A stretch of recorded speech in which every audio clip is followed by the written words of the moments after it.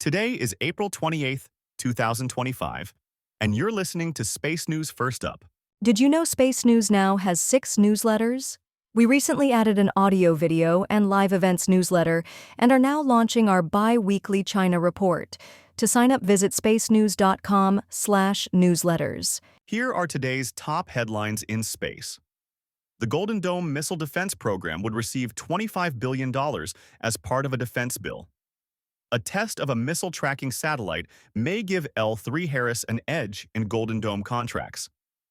A new study finds that GPS interference has become routine in conflicts around the world. The head of the FAA's Commercial Space Transportation Office is leaving. Astrotech won a Space Force contract to increase payload processing capacity at Vandenberg Space Force Base. And the nominee to be Secretary of the Air Force has acknowledged that Elon Musk sat in on his interview with President Trump. First Up is produced by Space News, the industry standard for professional space journalism. Visit spacenews.com for breaking news, policy updates, and original analysis. We begin today with news that the Golden Dome Missile Defense Program would receive $25 billion as part of a defense bill. The funding is part of $150 billion in additional defense spending for fiscal year 2025 that the leadership of the House and Senate Armed Services Committees have proposed adding to a budget reconciliation bill.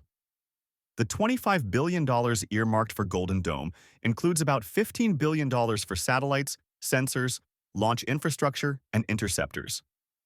Democrats oppose the plan, citing the legislative strategy and potential impacts on social programs. A test of a missile tracking satellite may give L3 Harris an edge in Golden Dome contracts. The Missile Defense Agency confirmed Friday that L3 Harris's hypersonic and ballistic tracking space sensor, HBTSS, satellite prototype met performance targets in tests. MDA launched 2 competing HBTSS demonstration satellites in February 2024, one built by L3 Harris and another by Northrop Grumman. But only the L3 Harris satellite has satisfied program requirements. HBTSS is seen as a cornerstone technology in the Golden Dome program by providing tracking information to guide interceptors to hypersonic missiles. A new study finds that GPS interference has become routine in conflicts around the world. The Space Threat Assessment Report by the Center for Strategic and International Studies, released Friday, identifies Russia and Israel as primary actors in widespread GPS spoofing campaigns tied to ongoing military operations in Ukraine and Gaza.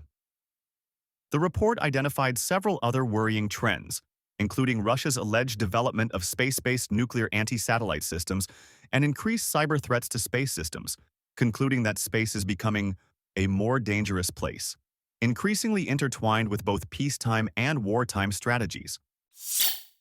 The head of the FAA's Commercial Space Transportation Office is leaving. The FAA confirmed that Kelvin Coleman, the FAA's Associate Administrator for Commercial Space Transportation, is among those who opted into a second round of the agency's Deferred Resignation Program, which allows personnel to leave the agency and continue to be paid through the end of the fiscal year. Coleman led the office, which licenses commercial launches and re-entries, since 2022 and previously was Deputy Associate Administrator. Astrotech won a Space Force contract to increase payload processing capacity at Vandenberg Space Force Base. The $77.5 million contract announced Friday is part of a public-private partnership for cost-sharing of expanded facilities for payload processing at the spaceport. Astrotech currently has 40,000 square feet of payload processing facilities at Vandenberg. Space Force officials have identified satellite processing facilities as a significant bottleneck in recent years. Politico reports that the nominee to be Secretary of the Air Force has acknowledged that Elon Musk sat in on his interview with President Trump. Troy Mank said in written responses to questions from the Senate Armed Services Committee that Musk was one of many people present at the interview, but that only Trump asked questions. Musk's presence at the interview, though, has raised conflict of interest issues given SpaceX's role as a defense contractor. Jared Isaacman, nominee to be NASA administrator, has repeatedly declined to answer questions about whether Musk was present in his own interview with Trump. In other news, China launched a data relay satellite Sunday. A Long March 3B lifted off at 11:54 a.m. Eastern from the Xichang Satellite Launch Center, placing into geostationary transfer orbit the Tianlian 205 data tracking and relay communications satellite. The satellite will provide data relay and telemetry, tracking and command services for crewed spacecraft and the Tiangong space station, as well as other spacecraft in low and medium Earth orbits. UPI reports that SpaceX launched a set of Starlink satellites Sunday night. A Falcon 9 lifted off from Cape Canaveral at 10:09 p.m. Eastern and placed 23 Starlink satellites into orbit. The launch was the 250th by SpaceX, dedicated to deployment of Starlink satellites. 2 American universities are among those receiving lunar samples from China's Chang'e 5 mission.